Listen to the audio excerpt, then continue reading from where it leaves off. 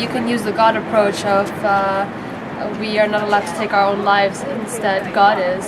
And another way is he is terminally ill on his personal side, and he wants to save his family from suffering and watching him die. I think they are more conservative by nature than the Dutch. So everything to do with social, ethical, moral questions especially, you find that they have difficulty changing. Personally speaking, I think the right has to be with the individual and the family of the individual. But again, it has to be understood in the context of law. It really is a personal choice. I mean, the state can't tell you when people commit suicide, when people jump out of the window. It is a common knowledge, so if that's his choice, be it. Well, we've been founded since 1935, and the reason being is that some people suffer unbearably towards the end of their lives. At the moment, we've got a situation whereby some terminal Britons are travelling abroad to have an assisted death, and we feel that they should have the choice of having that assisted death in Britain. Do people travel to other countries to commit euthanasia? If they want to do that, then I'm not stopping them. But I don't want doctors killing patients here. Well, we're not strictly pro-euthanasia.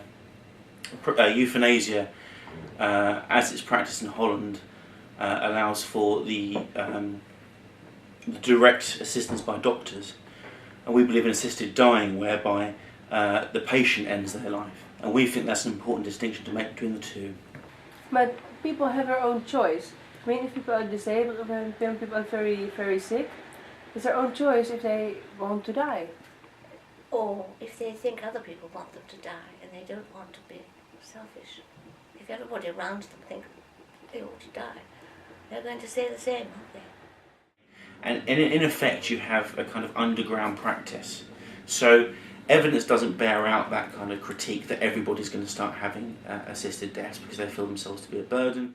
People can kill themselves any time they like, but to be killed by a doctor, that's the object of our opponents, that everybody should be able to be killed by a doctor. And that is simply to reduce costs in the health service. It's not genuine to help people.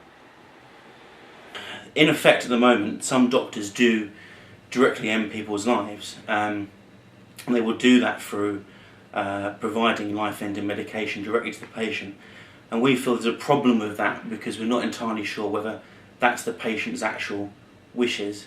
And so with an assisted death, what you allow for is for the patient to make the final decision to end their life. And what about people who are disabled because of an accident or suffering a lot because of cancer? What about them? Nobody needs to suffer a lot with modern medicine. They should bully their doctors into helping them. Do you think euthanasia will become legal in England? I don't think euthanasia will. I think assisted dying will, in the difference between the doctor directly ending someone's life and the doctor prescribing medication for someone to be able to end their life. Yes, definitely.